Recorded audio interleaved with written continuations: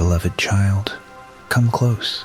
Before you pressed play, before your finger found this moment, before you even knew you were searching, I was already here, already waiting, already preparing the words your soul needed to hear today. This was not an accident. This was not a coincidence born from an idle scroll through a restless afternoon. I arranged this moment. I placed it quietly in the path of your day, the way a father sets a lantern in the window long before his child finds the road home. So, before anything else, before I say another word, I want you to stop, just for a breath. Let your shoulders come down from wherever they have been carrying the weight of everything. Let the noise of the world grow a little quieter. You are not behind. You are not too late. You are not too broken or too far or too tired to receive what I have for you right now. You are exactly where I need you to be, and I have been waiting for you. What you are about to hear is not simply a message. It is a conversation I have longed to have with you, perhaps for longer than you realize. In the chapters ahead, I am going to walk with you through the seasons that have confused you, the silences that have frightened you, and the waiting that has worn your heart thin. I am going to show you what I see when I look at you, not through the eyes of your failures or your fears, but through the eyes of the one who formed you before the world ever knew your name. We are going to talk about the wilderness seasons, the long, dry stretches where you prayed and heard nothing and wondered if anyone was listening. We are going to talk about the chains that have held you back, the ones so quiet and familiar that you may have started calling them normal. We are going to talk about the calling I placed within you before you took your first breath, the flame I lit in you that the world has tried many times to extinguish, yet never could. And we are going to talk about what is ahead, because my beloved child, the best of your story has not yet been written. Before we go any further, I want to ask something of you. If these words are already touching a tender place in your heart, if something in you recognizes this voice, even faintly, even through tears, then reach out and press that like button as a small act of faith. In Jesus' name, let it be your quiet agreement that you believe I still speak, that you believe I still move, that you believe I have not forgotten you. And if you want more of heaven's words to find you, subscribe, so that what I am planting in your heart today can keep growing in the days ahead. This is not about numbers. This is about making sure the next time your soul is weary, the next time the night feels too long, the words I have prepared for you know where to find you. Now come, let us begin. I know about the nights no one else knows about. I know the ones where you lay still in the dark, eyes open, heart loud, and the only sound was the weight of everything you were carrying alone. I know the mornings you woke up and had to remind yourself to keep going, not because anything had changed, but simply because stopping was not something you could afford. I know the prayers you whispered into what felt like empty air, the ones where you were not even sure what you were asking for anymore. You were simply reaching, simply hoping that something, someone, was on the other side of the silence. I was there. I heard every word. I saw every tear, even the ones that never made it past your eyes. There were seasons when you looked at your days and saw only repetition, quiet, ordinary, unremarkable days that seemed to lead nowhere. You wondered what you were doing wrong. You wondered why others seemed to move forward while you stayed still. You began, slowly and quietly, to wonder whether I had forgotten the promises I whispered into the deepest part of you. My beloved child, what you called waiting, I called preparing. Not preparing in some distant, abstract, theological sense. Preparing the way a potter prepares clay, with attention, with intention, with hands that do not rush because they know the value of what they are shaping. Every silent day, every unanswered prayer, every door that closed before you had a chance to walk through it, none of it was wasted. None of it was random. I was laying the first stones of a road you could not yet see. I told you through the prophet, I have called you by name. You are mine. That was not a promise made to a version of you that had it all together. That was a promise made to you exactly as you are, exactly as you were then, exactly as you are right now, in this moment, with all the uncertainty still clinging to your shoulders. You are not invisible to me. You have never been invisible to me, and everything that is coming, the restoration, the renewal, the doors beginning to open in ways you cannot yet perceive, it has all been quietly moving toward you, even in the seasons when you felt most still. So stay close, my child, because I want to show you just how near I have been, all along, my beloved child. I know what it feels like to you when I am quiet. I know the particular kind of ache that settles into a heart that has been praying faithfully, sincerely, desperately, and hears nothing back. Not a whisper, not a sign, not even the faint movement of something shifting in the distance. Just silence. And in that silence, the enemy of your soul begins its quiet work. It does not need to shout. It only needs to plant one small seed of doubt into the fertile soil of your exhaustion. And that seed whispers, perhaps he is not listening. Perhaps he has moved on. Perhaps you are praying into an empty room. I need you to hear me clearly on this, because it may be the most important thing I say to you today. My silence has never been indifference. Not once. Not ever. I know how it has felt. I know there have been nights when you lifted your hands and your heart toward heaven and felt nothing come back. You kept going. You kept showing up. You kept choosing to believe, even when belief felt like carrying something impossibly heavy up an impossibly steep hill. And slowly, so slowly, you almost did not notice it happening. You began to protect yourself. You began to hope a little less, reach a little less, expect a little less, because somehow a smaller hope felt safer than a full one that might be disappointed again. I see that. I understand it. And I am not here to shame you for it, but I want to tell you what was happening in the silence, what was really happening beneath the surface of the stillness you mistook for absence.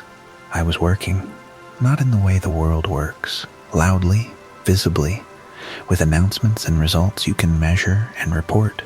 I was working the way roots work beneath the ground, the way a river works beneath the desert floor before it ever breaks the surface, the way dawn works while the world is still dark and sleeping, quietly pushing light into the edges of the sky long before anyone opens their eyes to see it. Your seasons of silence were not empty. They were full of things being built in you that could not have been built any other way. There is a woman I want to tell you about. She lived in a place called Zarephath during a time of great drought, when the land was cracked and the sky had forgotten how to rain. She had almost nothing left. A handful of flour in the bottom of a jar, a few drops of oil in a jug, one last meal standing between her and the end of hope. She was not a woman of great faith or great reputation. She was simply a woman who had run out of everything, and she knew it. And it was there, in that exact moment of deepest lack, that I sent Elijah to her door, not when she had enough, not after things improved, not once she had proven she could manage abundance. I came to her in the emptiness. I came to her at the bottom of the jar. She made a choice that must have felt foolish to every part of her practical, exhausted, grieving mind. She trusted the word I gave her through the prophet. She gave first, out of her last. And that jar of flour did not run empty. That jug of oil did not run dry. Day after day, through the entire length of the drought, provision appeared where there was no logical reason for provision to be. My beloved child, you are that woman.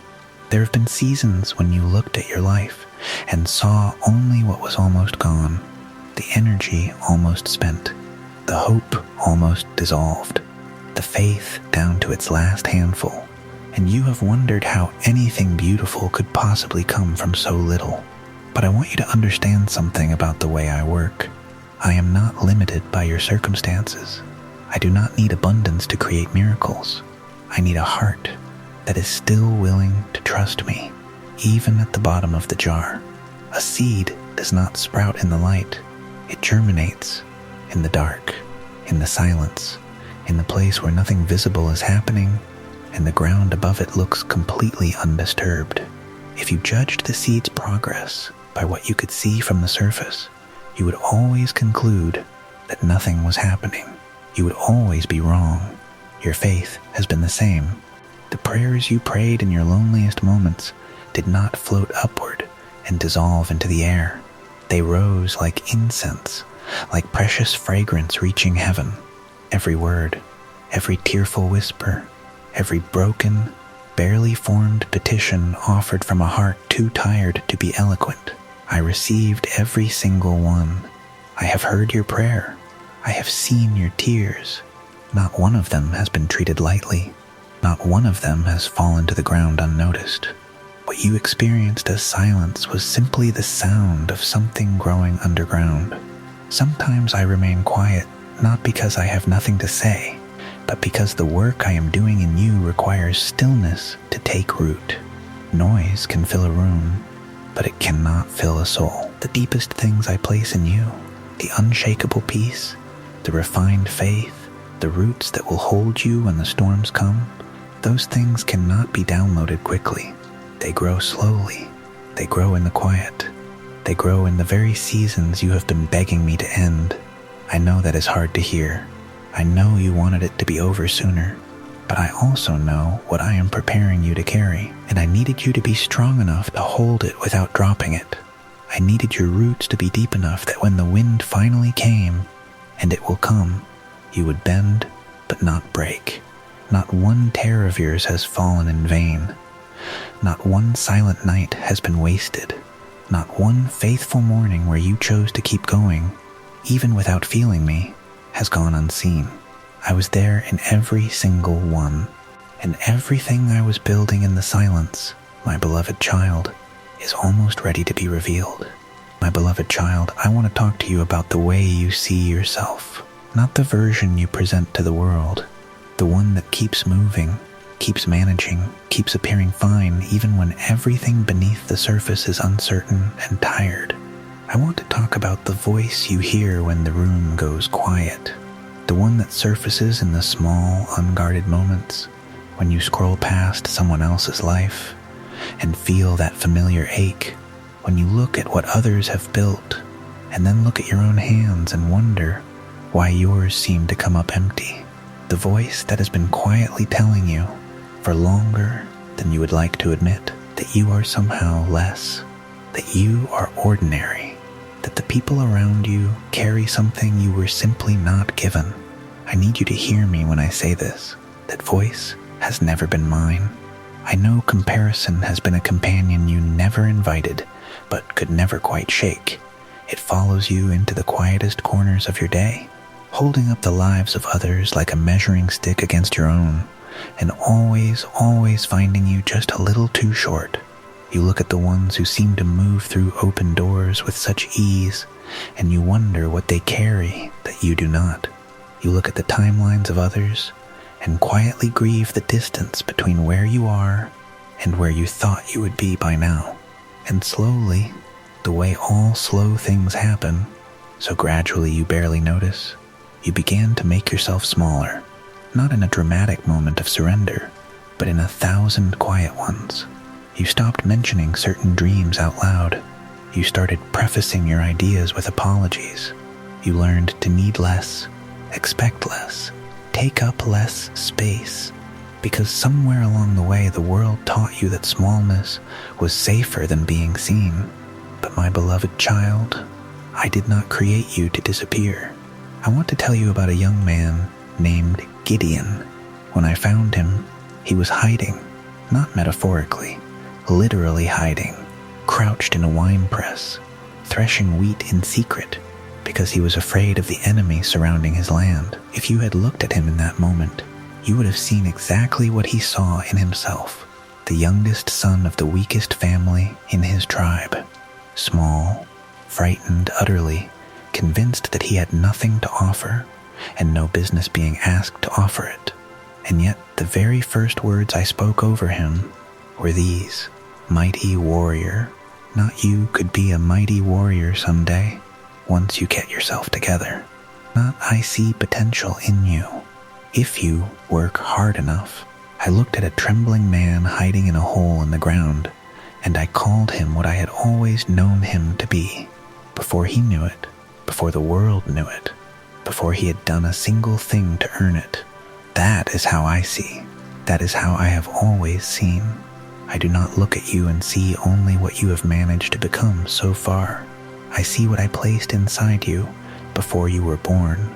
I see the person you are becoming as you walk with me, the strength being built in the very seasons you have called weakness, the depth being carved into your character by the very trials you have begged me to remove. When I look at you, I do not see your limitations first. I see my workmanship, and I do not create carelessly. I want you to think about David for a moment.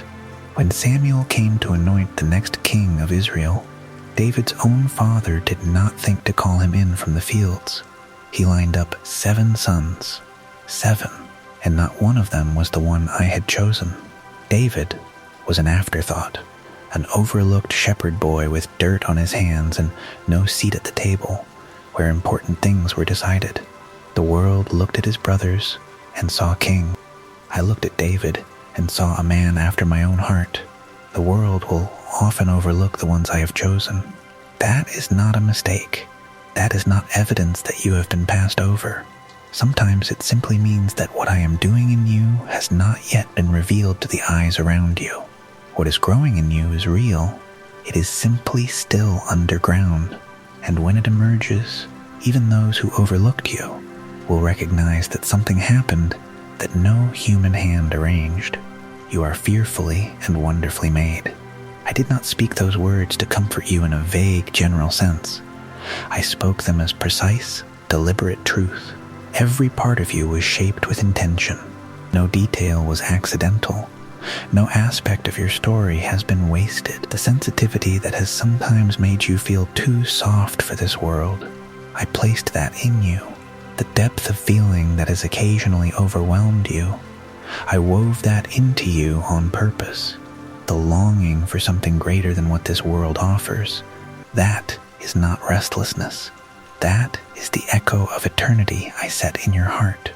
There are people you will reach that no one else could reach. There are doors that will open for you because I have ordained them to open, not for someone more polished or more impressive, but for you, with your specific story, your specific wounds, your specific voice.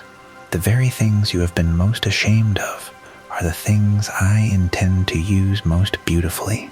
The broken places in you are not evidence of my neglect.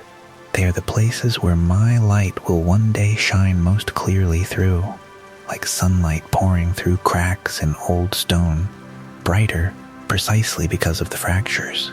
So stop measuring yourself against the lives of others. Stop shrinking to fit a space I never designed you for. Stop listening to the voice that calls you ordinary when I have called you chosen. See yourself through my eyes, my beloved child, because what I see when I look at you has always been something extraordinary.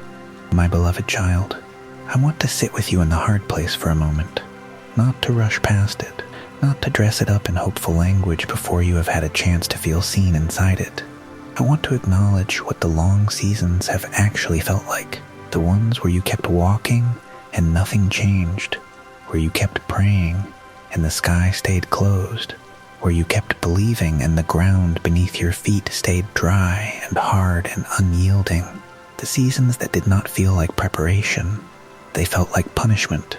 They felt like being forgotten in a room while everyone else moved on to the next thing. I know what the wilderness feels like from the inside, and I need you to know I was never absent from it, not for a single moment. There is something the wilderness does that no other place can do. It strips away everything that is not essential. It removes the noise, the distraction, the comfortable things you lean on when you do not want to lean on me. It takes you down to the bare and honest truth of what you actually believe when there is nothing left to prop up your faith but faith itself. That is not comfortable. It was never meant to be comfortable, but it is necessary, more necessary than you can fully appreciate from inside it. The wilderness is where roots grow deep. A tree that has never known drought sends its roots only to the surface, reaching for water that is easy to find. But a tree that has survived dry seasons drives its roots down into the earth so far that nothing above the ground can shake it. You have seen those trees, the ones that stand through storms that bring down younger, softer things around them. You look at them and think they are remarkable.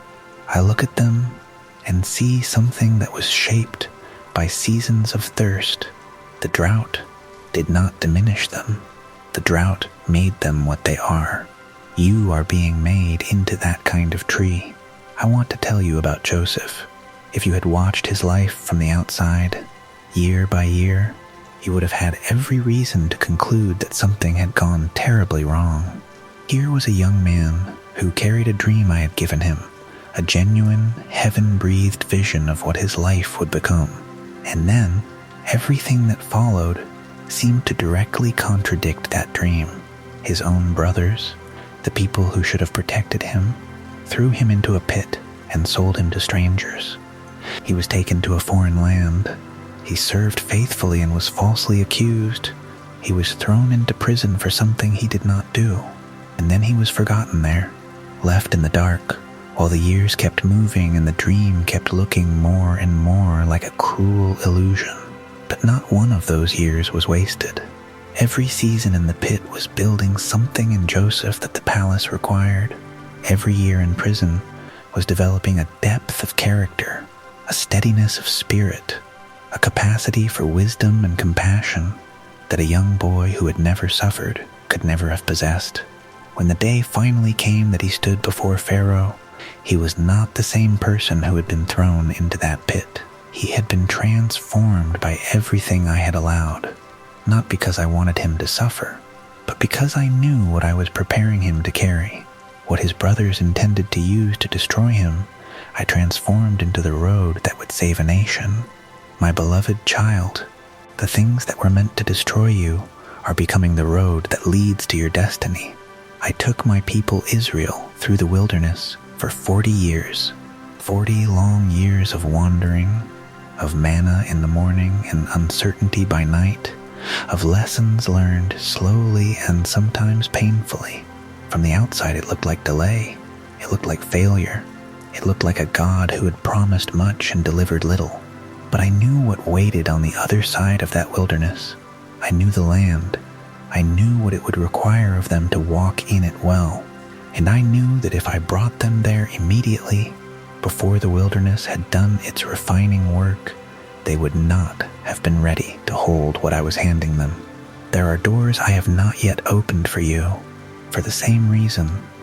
Not because you are disqualified, not because the promise was never real, but because I am making your soul large enough, strong enough, deep enough to carry what I am about to place into your hands without dropping it or being destroyed by it.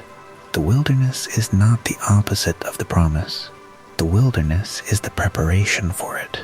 There is something else I want you to know about the wilderness, something I spoke through the prophet Hosea that I need you to receive personally, as words meant directly for you. I said that I would lead my beloved into the wilderness, and there I would speak tenderly to her heart. Not shout, not lecture, speak tenderly. The wilderness is not only a place of formation, it is a place of intimacy. It is where I can have your full attention. It is where the noise of the world finally grows quiet enough for you to hear me in a way that busy, comfortable seasons rarely allow. Some of the most sacred conversations I have ever had with my children have happened in their most desolate seasons. The dry ground you have been standing on, I have been speaking over it. The silence you have been sitting in, I have been filling it with things your soul was absorbing, even when your mind could not hear them. The long road you have been walking, Every step has been taking you somewhere, not nowhere, my beloved child. Somewhere I prepared for you long before the wilderness began, and the moment you step out of it, you will understand why every difficult mile was worth walking, my beloved child. I want to speak to you now with a different kind of tenderness, not the tenderness of comfort alone, though my comfort never leaves you, but the tenderness of a physician who loves you enough to look at the wound honestly, the kind of love that does not simply place a bandage over something that needs to be healed at the root, the kind that stays in the room with you while the hard thing is being addressed, that holds your hand through the discomfort because it knows what is waiting on the other side of the healing. I am not bringing this to shame you. I am bringing it because I love you too much to let you carry it one more day than necessary. There are things that have been holding you back, and some of them have been there so long that you have stopped noticing them. You have made peace with them the way you make peace with a persistent ache, not because it no longer hurts, but because you have simply grown accustomed to hurting. You have begun to call them normal. You have begun to call them you. But my beloved child, they were never meant to be you. They were never part of what I designed when I formed you. They are things that crept in slowly, quietly, in the spaces between your wounds and your weariness, and they have been costing you more than you realize. The enemy of your soul is not always dramatic. It does not always announce itself with darkness and noise. More often it works in whispers, small, patient, barely perceptible suggestions that settle into the corners of your mind and harden over time into beliefs you no longer even question. Whispers like, "This is just the way things are for you. You have always struggled with this. You will never really be free of it. Other people change, but you stay the same." You have heard those whispers. I know you have, and I know there have been moments when you were dangerously close to agreeing with them. But I need you to understand what those whispers are. They are not truth. They are not my voice. They are the sound of a chain trying to convince you that it is simply part of your anatomy, that removing it would mean losing something essential, when in reality removing it would mean finally becoming fully yourself. There was a woman I want you to picture. She came to the synagogue on an ordinary day, or what had become ordinary for her, which is perhaps the saddest part of her story. For 18 years, she had been bent over, unable to straighten herself, unable to lift her eyes fully toward the sky.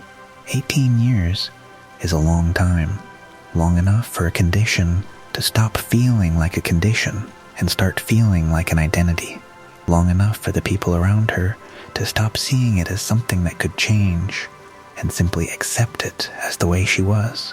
Perhaps she had done the same. Perhaps she had quietly buried the memory of what it felt like to stand fully upright, to look at the horizon without effort, to move through the world without the constant weight pulling her downward. And then I saw her, not the way the crowd saw her, as a familiar fixture, a woman defined by her limitation. I saw a daughter. I saw someone who had been carrying something that was never hers to carry.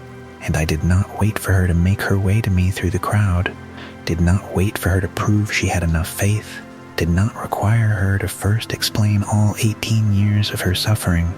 I called her forward, and I spoke over her the words that shattered what had held her for nearly 2 decades, woman. You are set free.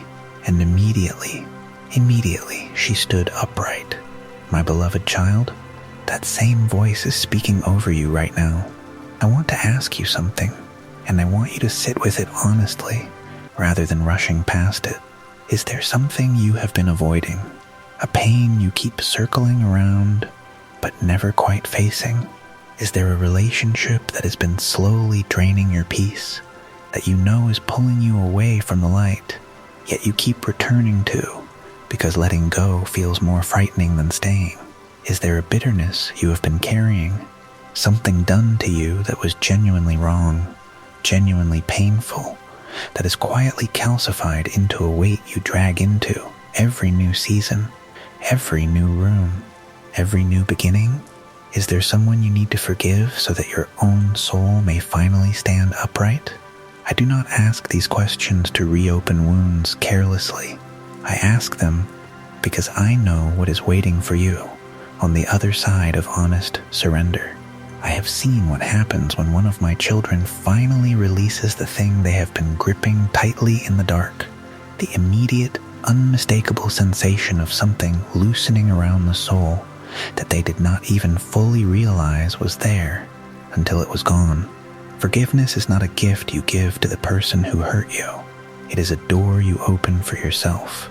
It is the moment you decide that what was done to you will no longer be allowed to decide what becomes of you. When you forgive, you are not saying that what happened was acceptable.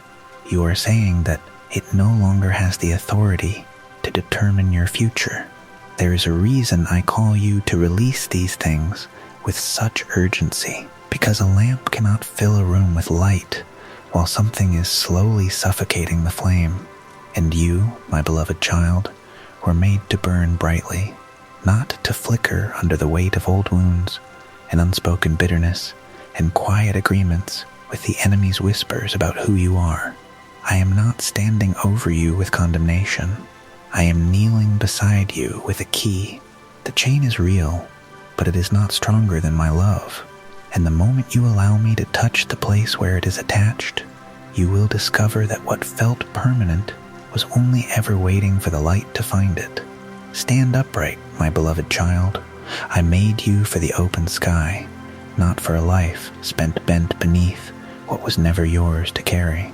My beloved child, I want you to take a breath right now, a real one, deep and slow, because what I am about to speak into your heart is not a warning or a correction.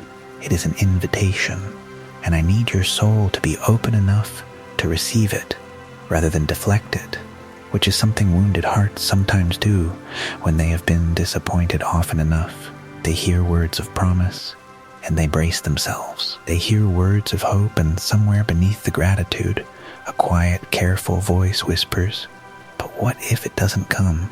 What if I believe again and it still doesn't happen?" I know that voice. I know where it came from, and I want you to know that I am not offended by it. But I am asking you, gently, tenderly, with all the patience of a father who has never once grown tired of you, to set it down for just a moment, to let your heart be soft enough to receive what I have been preparing to say to you for a very long time. I know what repeated disappointment does to hope.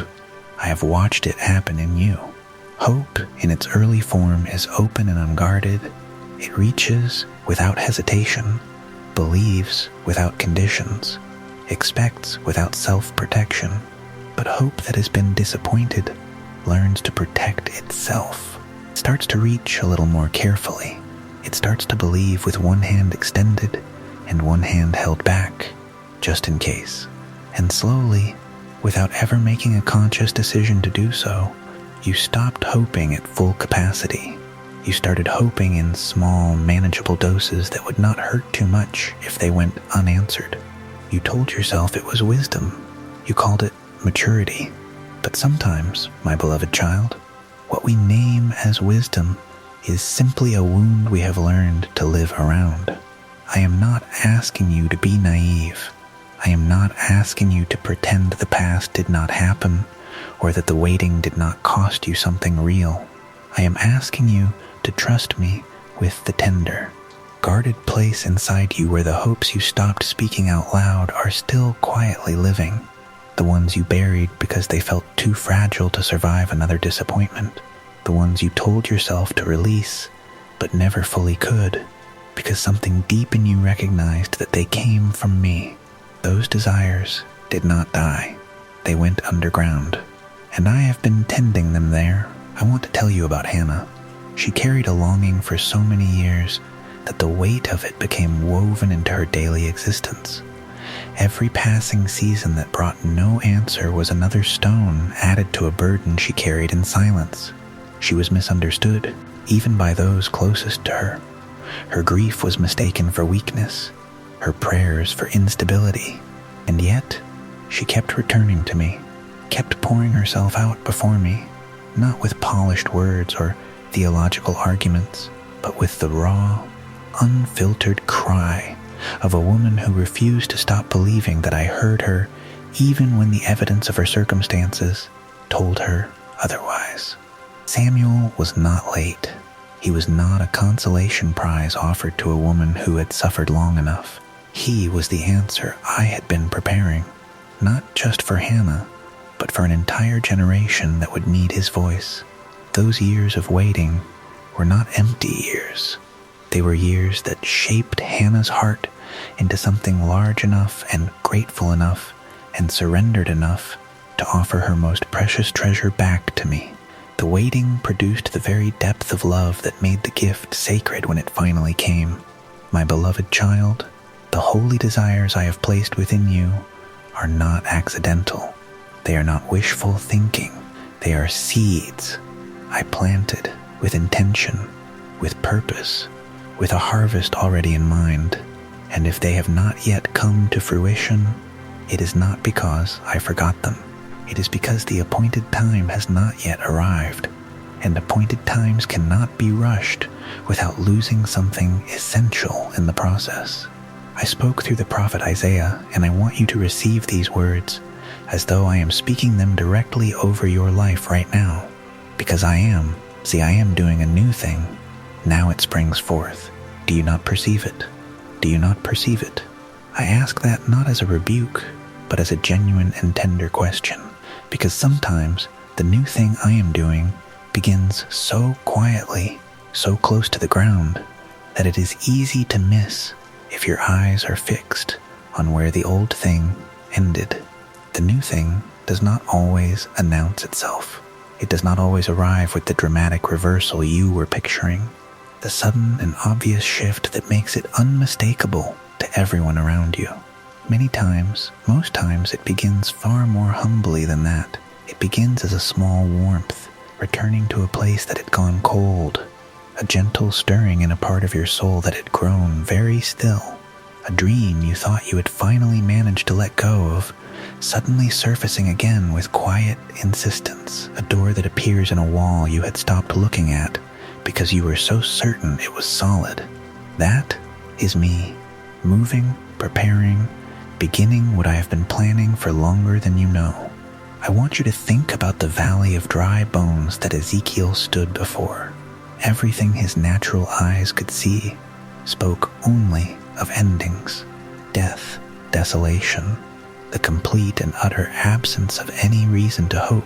And yet I asked him a question that must have seemed almost unreasonable given what surrounded him. Can these bones live? And when he spoke my word over what appeared dead, breath entered. Bone found bone. What had been scattered became whole. What had been silent began to move. What everyone had written off as finished became a living army standing on its feet.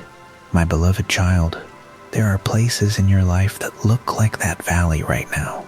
Dreams that appear bleached and scattered. Hopes that seem long past the point of revival.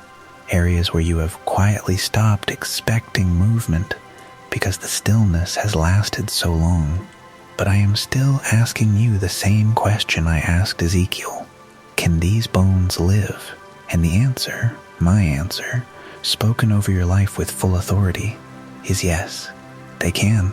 They will. Because I am already breathing over them. The new thing has already begun. And the most beautiful part of what I am doing is that you are standing right in the middle of it, even if you cannot yet fully see it with your natural eyes.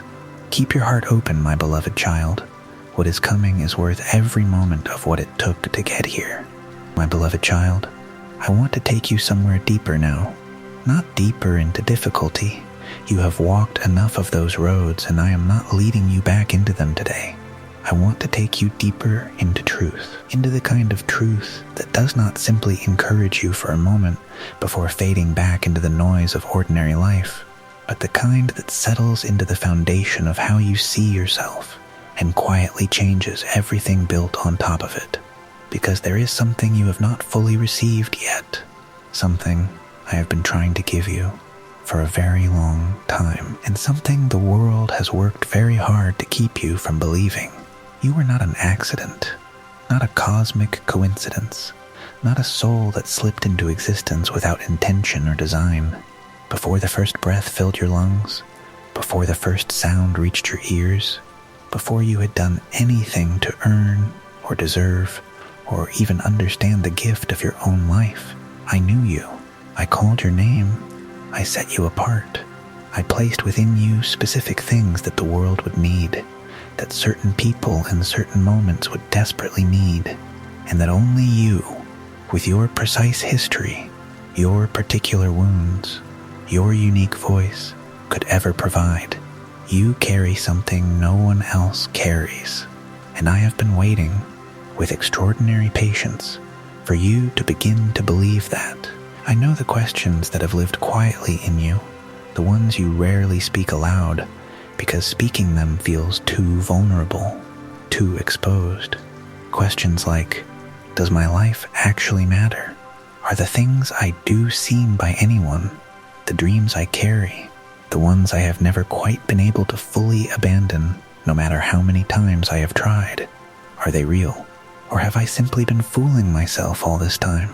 My beloved child, before they even finish forming in your heart, I have already answered them. I told you through the prophet, before I formed you in the womb, I knew you. That word knew is not casual. It does not mean I was simply aware of your existence, the way one is aware of a distant star. It means I was intimately acquainted with you. I understood you. I loved you. I had already woven purpose into the very fabric of who you were becoming before the world had any opportunity to speak over you, wound you, or cause you to doubt the value of what I had made. Your life was never ordinary to me. It has always been extraordinary, not because of what you have achieved, but because of what I placed within you before you took your first breath. There was a young boy named Samuel who slept in the temple of God and did not yet know how to recognize my voice. In the night I called to him, and he ran to Eli the priest, thinking it was the old man's voice he had heard. This happened not once, not twice, but 3 times. 3 times he heard something stirring in the quiet, and 3 times he looked in the wrong direction for its source. Not because he was faithless, not because he was inadequate, simply because no one had yet taught him to recognize what my voice sounded like when it came for him, personally. But then came the moment, the gentle, coarse, altering moment, when Eli understood what was happening and told the boy what to say. And Samuel lay back down in the darkness and waited. And when my voice came again, he answered with words so simple they could be missed if you read past them too quickly. Speak, Lord, for your servant is listening. That was all. No great declaration of worthiness, no lengthy prayer of preparation. Simply a young boy, in the dark, making himself available. And from that single moment of humble willingness, a prophetic life began that shaped the entire direction of a nation.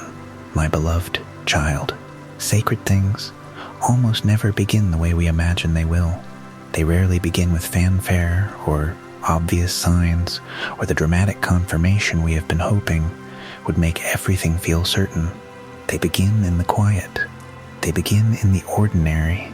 They begin with a soul that finally stops running toward every other explanation and simply becomes still enough to say, I am listening. That is what I am inviting you to right now. I want you to think about Mary, a young woman living an unremarkable life in an unremarkable town, with no outward indication that heaven had its eyes fixed upon her. And then an angel came, and what was asked of her was so far beyond the borders of anything she could have planned for or prepared herself for, that her first response was simply confusion and trembling. She did not feel ready. She did not feel qualified. She did not have a roadmap for what she was being called into. But she said yes. One word, one act of surrender so complete and so trusting that it opened the way for the Savior of the world to enter it. The entire course of human history pivoted on the willingness of one young woman to say yes to something she did not fully understand, offered by a God she had chosen to trust more than her own fear. Your yes matters in the same way, perhaps not on the same scale, though I would caution you not to be too certain of that, but with the same quality of significance. Every time you choose to trust me over your confusion, every time you say yes to the quiet prompting in your spirit, even when your mind cannot construct a logical argument for it, you are opening doors that no human hand could open, and closing distances that no human effort could close.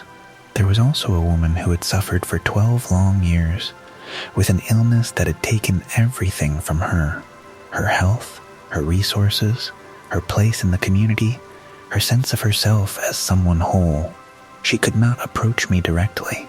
The crowd was too thick, the risk too great, the possibility of rejection one more thing she could not survive. So she reached, quietly, almost invisibly. She pressed through everything standing between her and the edge of my garment, and she touched it with the tips of her fingers, and power went out from me immediately.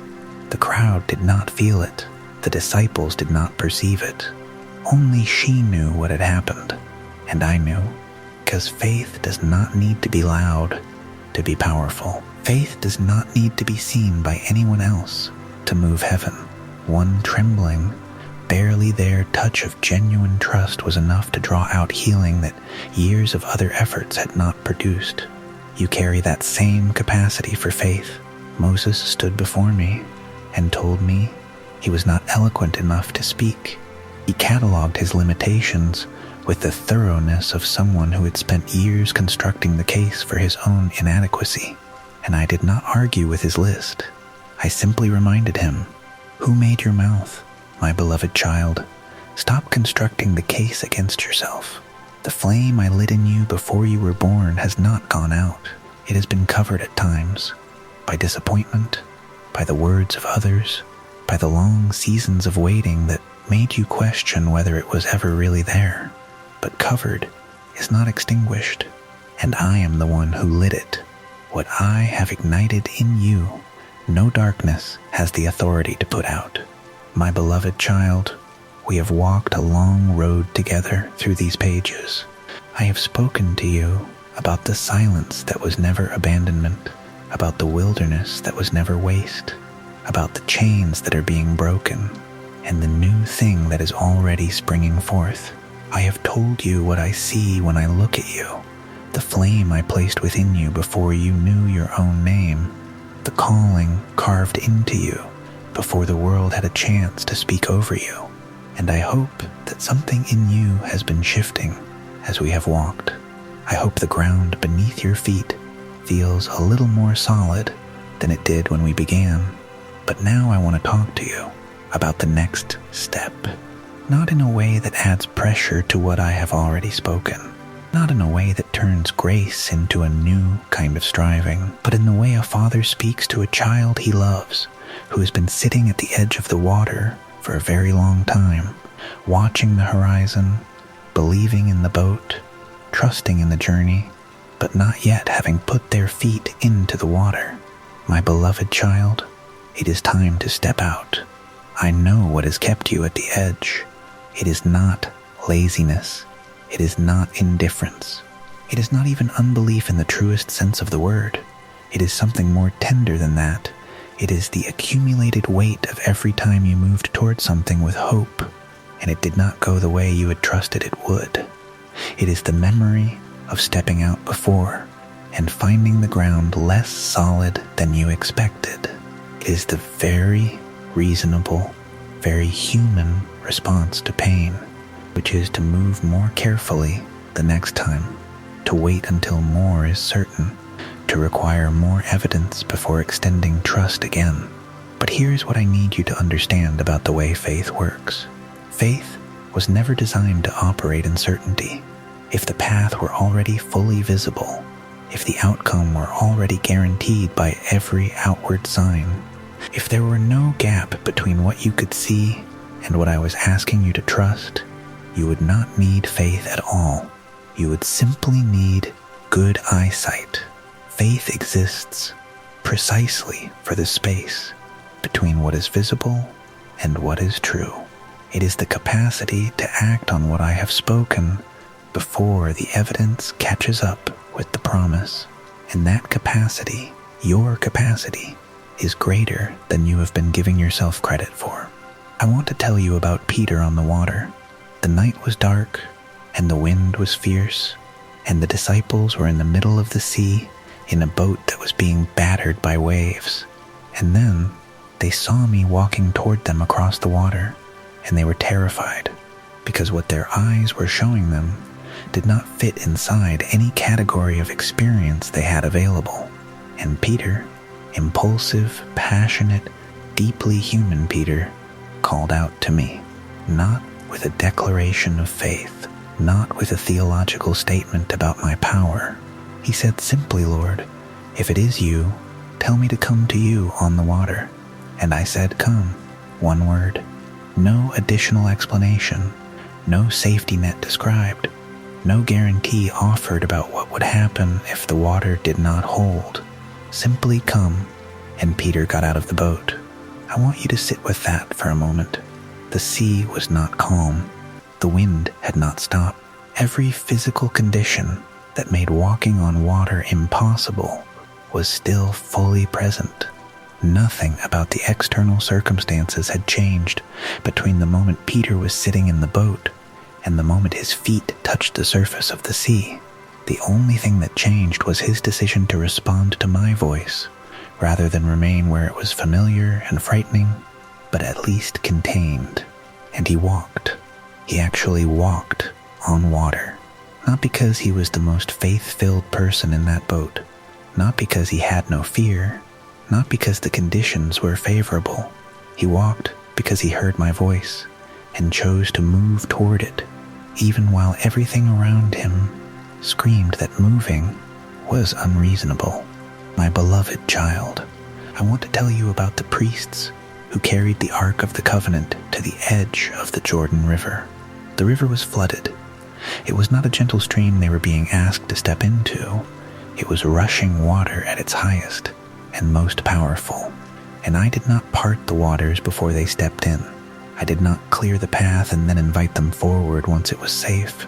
I asked them to step into the flooding river first, and promised that when the soles of their feet touched the water, the river would open.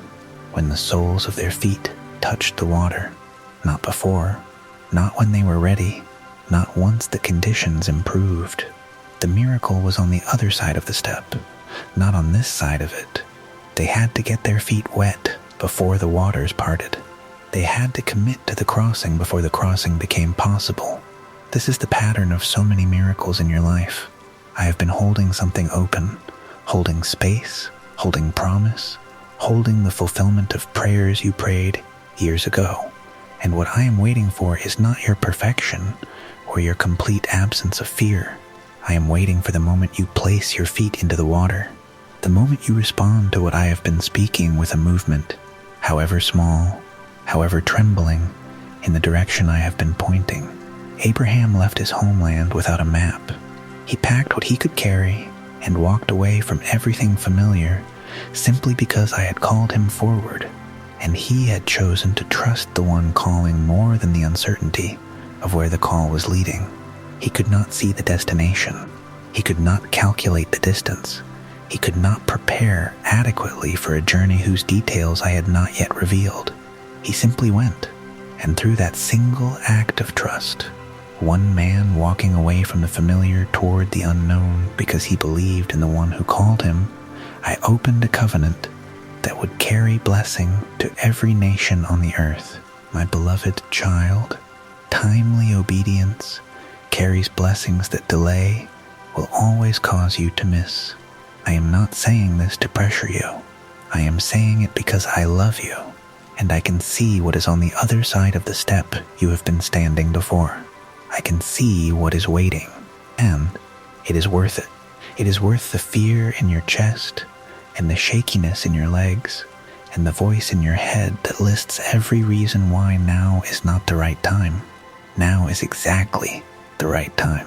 You will not walk on the water by staying in the boat. The river will not part while you remain on the bank. The covenant will not open while you wait for the journey to make complete sense before you begin it.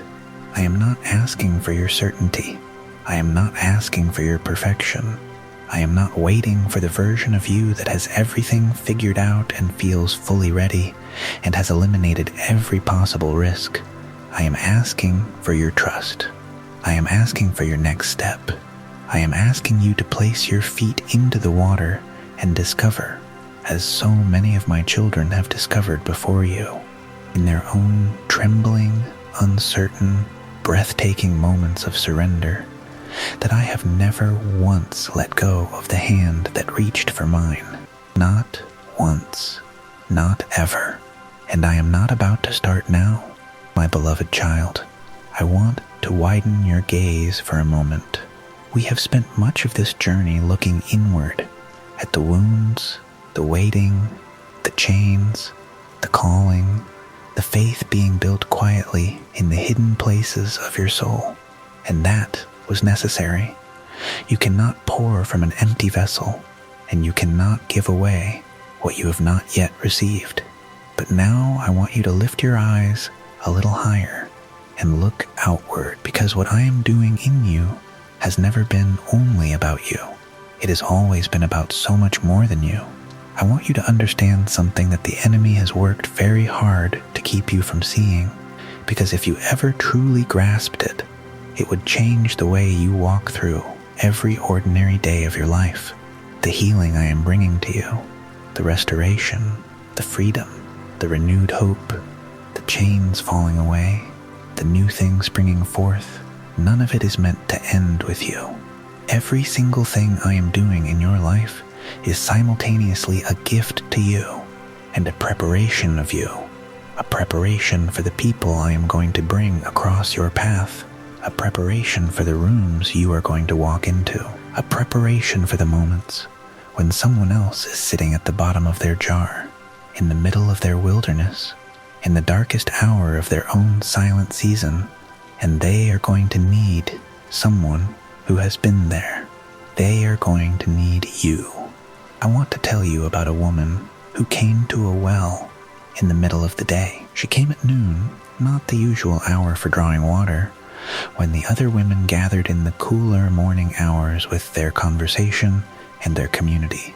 She came alone, in the heat, because shame had made solitude feel safer than belonging. She had a history that had become a weight she carried everywhere, that preceded her into every room and followed her out of every relationship. She had stopped expecting to be seen with kindness. She had learned to move through her days with her eyes down, collecting what she needed and disappearing before anyone could remind her of what she had become. And then she met me at the well. I did not look away from her history. I did not pretend it was not there, or offer her a carefully sanitized version of acceptance that required her to first clean herself up.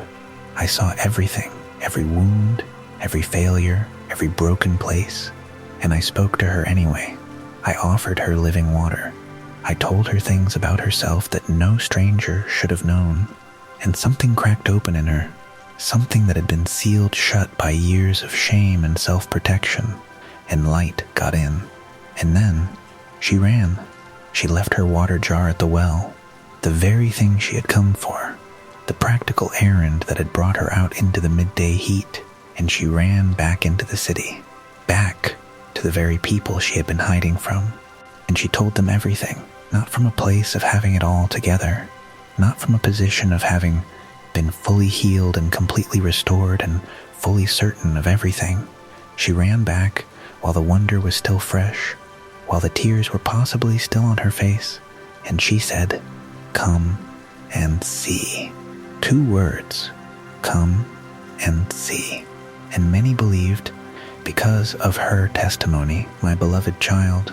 You do not need to be completely whole before your story becomes useful. You do not need to have arrived at the destination before your journey begins to offer direction to others who are still finding their way. The woman at the well did not wait.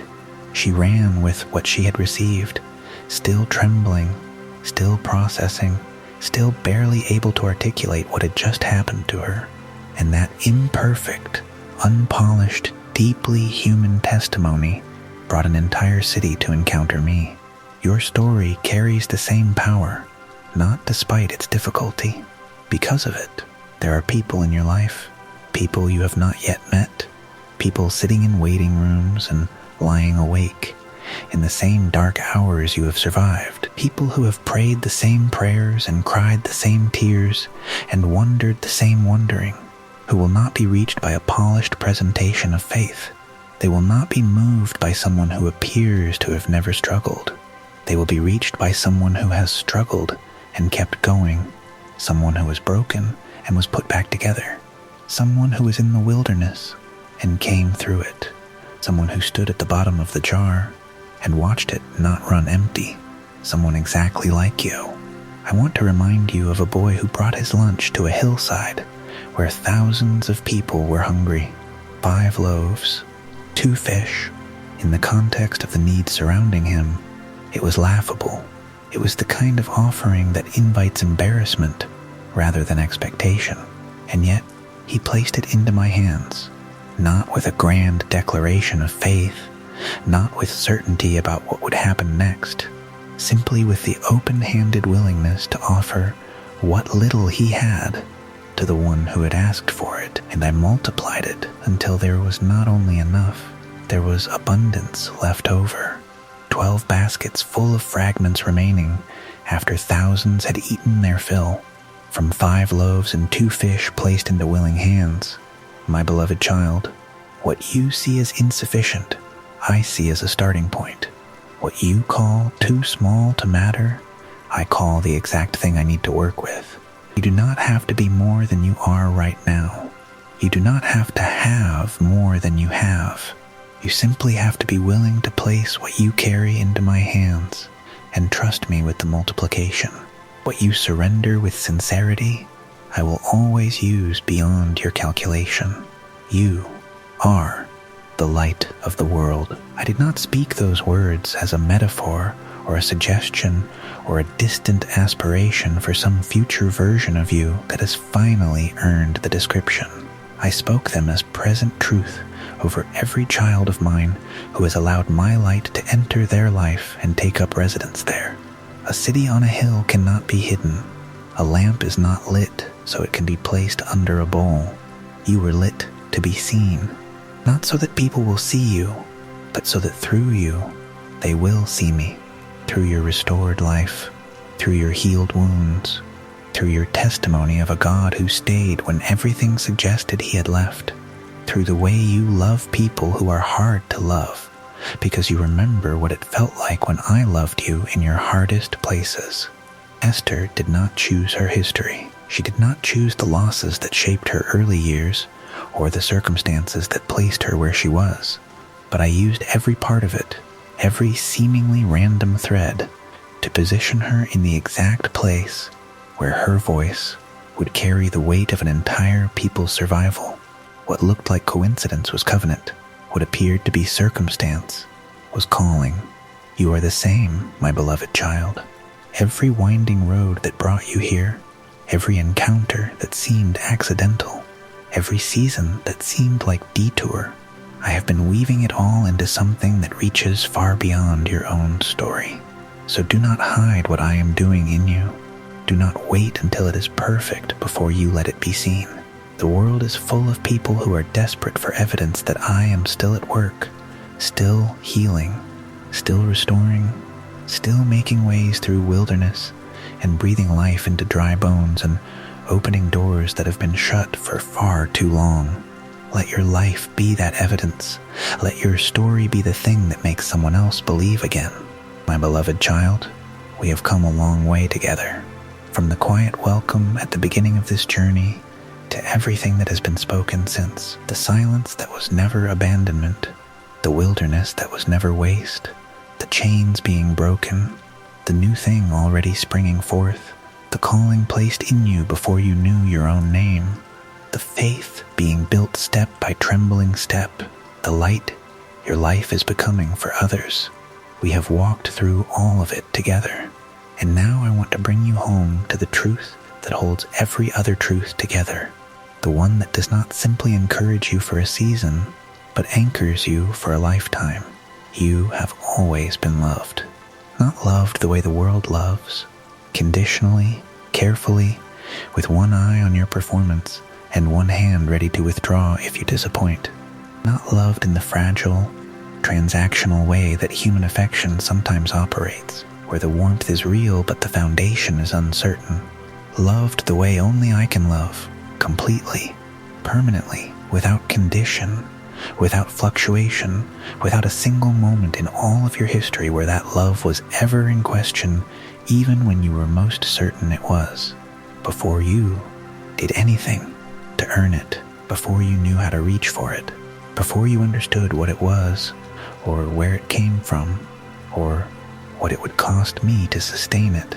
I loved you, and nothing that has happened since, nothing you have done or left undone, nothing the world has spoken over you or that you have come to believe about yourself in your darkest hours, none of it has moved that love, even a fraction. It has always been there. It will always be there. It is the most unchanging thing in your entire universe. I want you to picture something. A father standing at the edge of a long road, eyes fixed on the horizon. He has been standing there for a long time, longer than anyone thought reasonable, longer than the people around him thought dignified. His child left badly, with words that cannot be unsaid and choices that cannot be undone, carrying things that were not theirs to take and walking toward places that were not going to be kind to them. And the father knew all of this. He knew how the story of that journey was going to go before it went there, and yet every morning he returned to the edge of that road, not with a rehearsed speech of correction, not with a list of conditions that would need to be satisfied before the welcome was extended, not with the cold, measured grace of someone who had decided to forgive, but wanted the returning child to feel the weight of what they had done before the embrace was offered. He stood there with a robe, with a ring, with a celebration already being planned in his heart before the child was even close enough to be clearly seen. And when he finally saw that familiar figure appearing on the horizon, still far off, still dirty from where they had been, still rehearsing the speech of apology they had prepared, he did not wait. He ran. My beloved child, that father is me. I have been running toward you. In every chapter of this conversation, in every season of your life that felt like distance, in every moment you took a step back in my direction, I was already running toward you. I was not standing at a cold, clinical distance, waiting for you to complete the journey back to me before I acknowledged you. I have been moving toward you with everything I am. The robe was ready. The celebration was already being prepared. The only thing that ever needed to happen was for you to turn your face toward home. And you have. You are. Right now, in this moment, you are. I want to speak something over you now that I need you to receive, not just in your mind, but in the deepest, most guarded room of your heart, the place where the old voices have been loudest, the place where the lies about your worth and your future and your significance have had the most access. You are not forgotten. You have never been forgotten. Not in the silent seasons, not in the wilderness, not in the moments you felt most invisible to everyone, including yourself. You are not too late. The enemy has whispered that particular lie into the hearts of so many of my children, that the window has closed, that the season has passed, that the best was always behind you, and the future holds only the management of disappointment. That has never been my voice. My voice says that what I have begun in you, I will carry to completion. Not almost complete, not mostly finished. Completion at my most beautiful, appointed time, in the way that only I can orchestrate when I am given the space to work without being rushed. You are not too broken. I have never once looked at the broken places in you and concluded that you were beyond what my hands could restore. I am the God who breathed life into dust. I am the God who called Lazarus out of a tomb after 4 days.